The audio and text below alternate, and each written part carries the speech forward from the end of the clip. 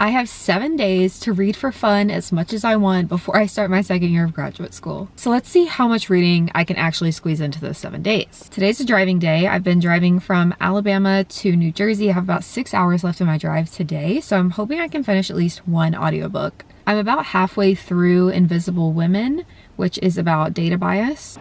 I am back home. Billy has come to say hi. I'm Emma, by the way. I don't know if I introduced myself, which low-key rude of me. This is my first YouTube video, so you know what that means. It's only up from here, you guys. It's only up from here. I do not know what I'm doing. But I do know that I like to talk about books. So I unpacked and brought over to my bookshelf all the books that I took with me on my little trip home. I definitely did not read all of these, and some of these are on my TBR for like books that I really want to finish before the summer is over, which is basically what this next week is all about. So I'm going to go through some books that I think I might be interested in reading this week. The Perfect Home. This seems like a really fun thriller. It's, yeah, Fixer Upper meets Gone Girl. When anything says it meets Gone Girl, it's like, I don't, what does that even mean anymore? But I like the idea of it being on this like renovation TV show, and a thriller is always fun for summer. Main characters. I started this book when I was on my book club retreat at the lake, because I was like, oh, it's set on a lake, it's perfect. I thought that this was a romance book, but it is not a romance book. It's like a sister story, and maybe there's a little bit of romance in it, but I'm gonna try finishing it because I just wasn't really feeling it at the time because I thought it was a romance. But now that I know what it is, I really want to finish this before the summer is over, or else I think it's like, am I gonna come back to it? Probably not. All That Life Can Afford. This is a Reese's book club pick from earlier this year, and this book just really gives summer vibes. I think they're in Saint-Tropez, rich people being naughty, doing bad stuff.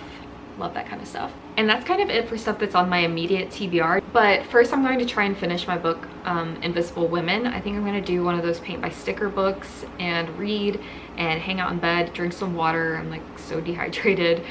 And then finish another book later tonight.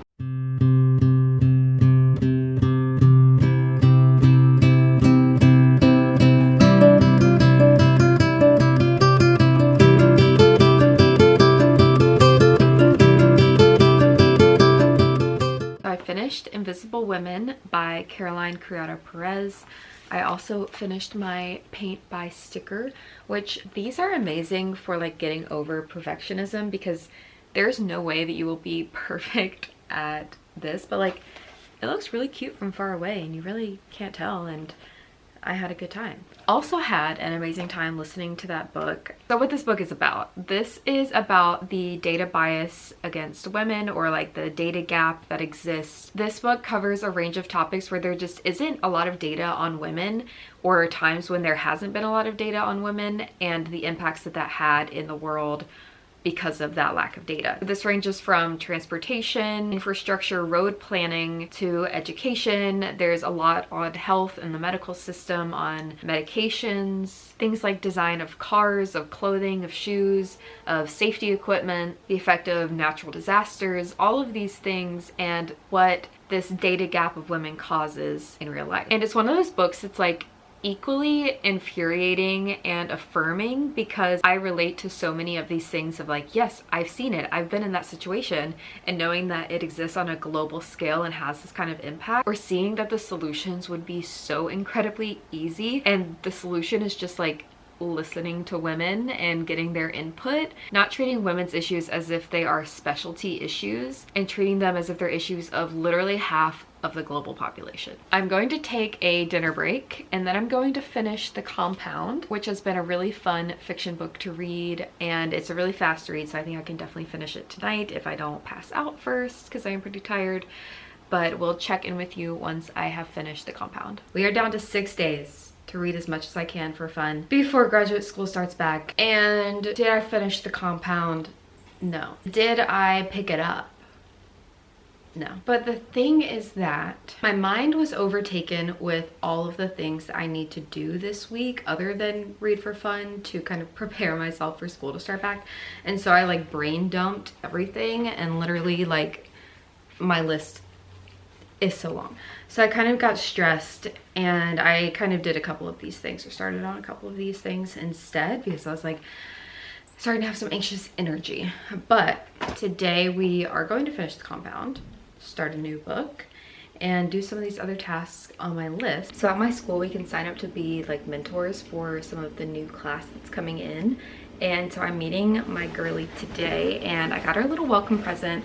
I got her a canvas tote from Trader Joe's. I got her a little plant, a food storage bag, some hand soap, and a little cookie mix. And I just felt like that was a really cute little welcome gift. So I just finished The Compound. This book is billed as Love Island meets Survivor, but it's a little bit darker than that. It's not quite as dark as like Lord of the Flies, but it has some moments where you're like, is it gonna go there? It's this really fun concept where there's this TV show where people go to a house, they're coupled up, and they have to complete different challenges to receive different items for the house. Some of them are like fun items, like a pair of earrings or a new outfit, and some of them are items to live off of or to build new things for the house, like things to make a fence, food items to actually survive. And so it strikes that balance of there's a survivor element and there's also the fun, playful reality TV element. And we also know that this exists in a world where a climate disaster is very near, and the end of humanity is kind of looming, honestly, in the background of this book. I think that the writing wouldn't be for everyone. The writing is a bit sparse, and I couldn't tell if that was on purpose or not, because the main character, Lily, she is very detached. She's telling this story, but has this depressed way of talking about things, or just very simple way of explaining concepts that you're like, don't you have a little bit more to say about what's going on there? I had a really clear sense of the setting of the house. I could totally imagine the setting of the compound, the desert that surrounds it, and the life that they were living when in this compound. The plot moved along really well and at a good pace. It's definitely not an action heavy book because people are getting gradually kicked out and you're moving towards having a winner at the end. It does have a sense of movement that really keeps you reading because you're like, what's going to happen? Who's going to win? What's going to cause someone to get banished from the house? So my camera battery died. Sorry about that. But I think you get the gist of what I was saying. I really liked it, but there was this mysterious sparseness to it that I was like, is this intentional because it's a mysterious story?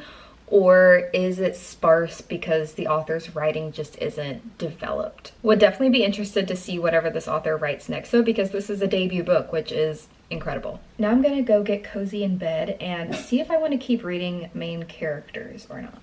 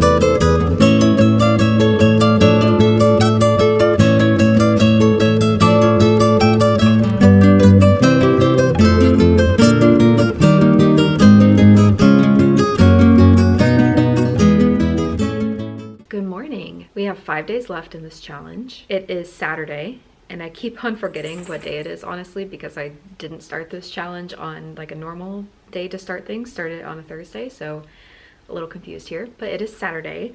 I really want to finish this book today. I am now about halfway through main characters, but the setup for this book is that there are two women. They are half sisters. They've never met. They meet when their shared dad dies, and Vivian, his like main daughter, I guess you would say, comes to the main lake house to sell it and runs into Lucy, who is staying at the house.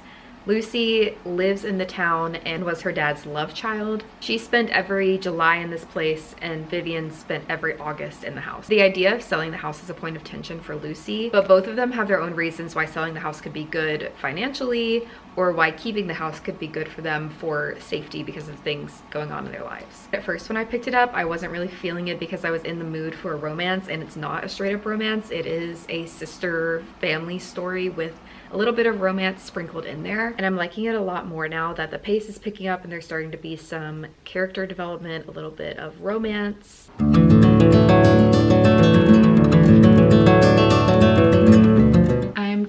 you live from my desk. I finished Main Characters. Overall, I would say that I liked it. I'm glad that I finished it. I finished it like all today, which is kind of crazy. Once I hit about 125, 150, I just like flew through the rest of the book. Things I really liked. I liked the characters. I loved especially the age of the characters. The women were both in their early 30s. I felt like it was a really nice life stage to read about. The characters do have a bit of the typical like city girl versus country girl vibe, but it was okay. Loved the atmosphere or setting. My parents got married in Maine, so it's a pretty special place for me. I love it. And so that was probably one of my favorite parts of the book, was just being in Maine and reading about being on the water and all the cute Maine things that come with that. The writing was really approachable and readable. The plot was a little predictable, but also it's like a cozy feel-good book, so I feel like that's kind of what you want, right? Overall, great end of summer read. I just put up a poll on my Instagram stories of which book I should read next. So while that poll is going on, I am going to work on some computer stuff, because on my big, great to-do list, which I am slowly but surely getting through, I have a lot of computer stuff that includes like setting up my life for a new semester of school. So it's actually one of my favorite things to do, is like set up my Google Calendar, set up my Notion for a new semester, just organizing all of the little things so that I can be good to go for the school year. And I find it kind of fun to like dream up what I want my semester to look like. What new habits do I want to pick up? What do I want my weekly routine to look like? This is the time when I really get to set those ideas and kind of brainstorm everything I want to do this semester. So I've just finished up setting up my Google Calendar. I changed the colors to be an aesthetic that I want for this semester. And I'm putting all my things in and I'm like, I don't really have a lot of free time this semester. I'm like, literally don't know when I'm gonna get everything done. I think in my next video, I'm going to do a whole thing about like systems I use to keep myself organized, because I am a type B person. I need like good flexible systems to keep me going. That's like how I survive. And it all starts for me with my Google Calendar. Like I live and die by my Google Calendar. If it's not on my calendar, like it's not happening. Good afternoon. It's about 2 p.m. We have 4 days left and I am about to go and get coffee with my friend, someone who's new to the school that I'm at, and I'm leaving in about 30 minutes. Just thought that I would give you guys a little update on my day. I'm going for a very academia coded look today, so I'll show you guys once I get it all together. I did an Instagram poll yesterday about what book I should read next, and the result was overwhelmingly that I should read All That Life Can Afford. I even had one person message me and say that this book is quick, fun, and a little uncomfortable, which sounds kind of fun. So I'll probably start reading that when I get home from coffee, but let's take a look at my little outfit of the day. I'm a little worried that this might be a little schoolgirl coded, but that's okay. I'm always really susceptible to doing a half tuck though. I don't know if that's like a millennial part of me or what, but I think it looks more flattering. I don't know, we'll see if I actually end up wearing this, but I'll be back with a reading update later.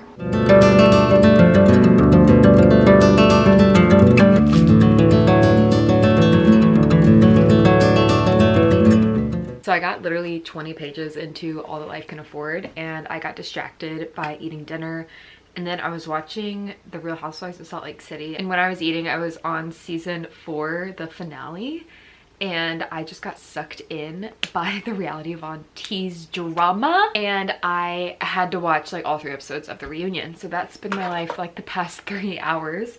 So I have not, but I'm gonna read in bed and probably work on some Bookstagram posts for the next couple weeks, some carousels that I'm working on. But if you're a Real Housewives of Salt Lake City fan, let me know. That season was like perfect to me. I died laughing so many times during that reunion especially, but all throughout the season, but really all throughout this branch of the franchise. Just hilarious moments. Everyone is ridiculous and incredible, and I absolutely love it.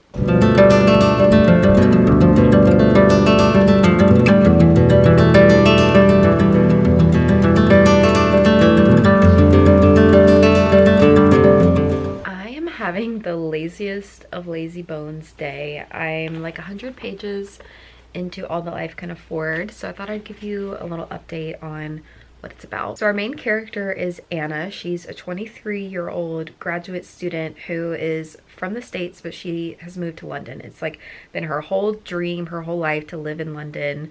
and now she's finally doing it, but she's a poor graduate student, and I can relate to that for sure. So to make some money, Anna is a tutor for students who want to take the SAT in the UK. So every day she's involved with all of these really rich families, and she's kind of reflecting on being someone who is poor, really struggling, grew up working class, like doesn't have money now, but is working for all of these rich families. And then she gets an invite from one of her families to come with them on their Christmas holiday to Saint-Tropez and continue to tutor their daughter for the month while they're there and like help her do practice tests and stuff. And so she takes this opportunity to go because she's like, I would get to live with them for free. They're paying me a ton.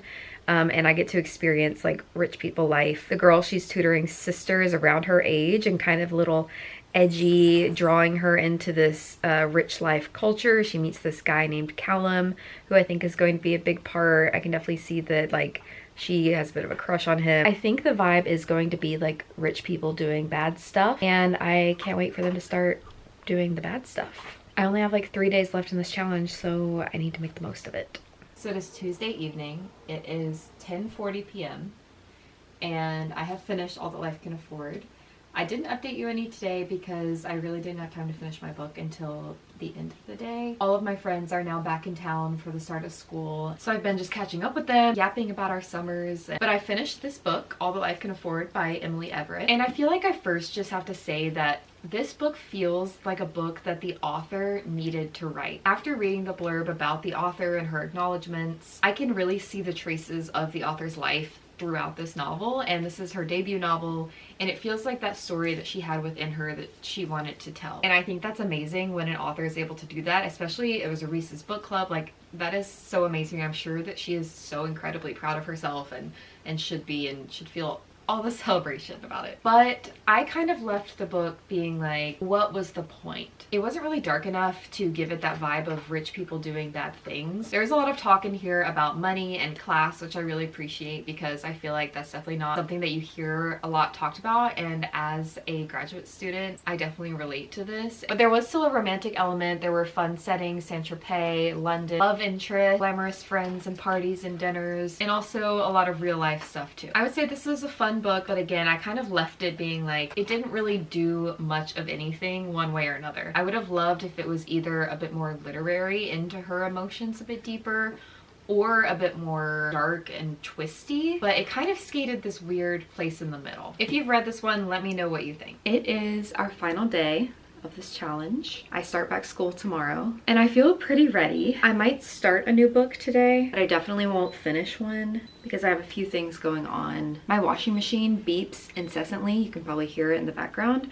Someone is coming to fix that today because it beeps for literally no reason. I'm about to go in a minute to meet with a professor and just kind of talk about some potential things I'm thinking about for career stuff. And then my friend Kaylee is going to do my eyebrows. She's like the eyebrow queen of campus. And then I'm meeting up with a friend for coffee after that. And then at 5 there's something on campus that I might go to, but I'll just have to see how I'm feeling. But I will check in with you once I start a new book. Good evening. Today was a lovely, lovely day. I met with a professor who I'm going to be doing an independent study with next semester on theology and literature, and I am just so excited to start like designing this course together and coming up with a book list for it. I'm excited to update you guys on that journey. I just started The Perfect Home. I'm a few chapters in, so I don't have a ton to say. It's about a couple who stars in a home renovation TV show. It's a thriller, so something is gonna happen. Nothing has happened yet. I'm only a few chapters in. But if you want to see the rest of my thoughts on this book, go follow me on Instagram at Read More with Emma, and I will for sure be posting updates there. But we are at the end of the night and I start school tomorrow. So I managed to read quite a few books during this week. Not as many as I maybe thought, but I did a lot of other stuff too. It was really productive. If you have stuck around to the end of this vlog, thank you so much for watching, and please leave a comment below telling me what you're currently reading right now, and I'll see you guys next time.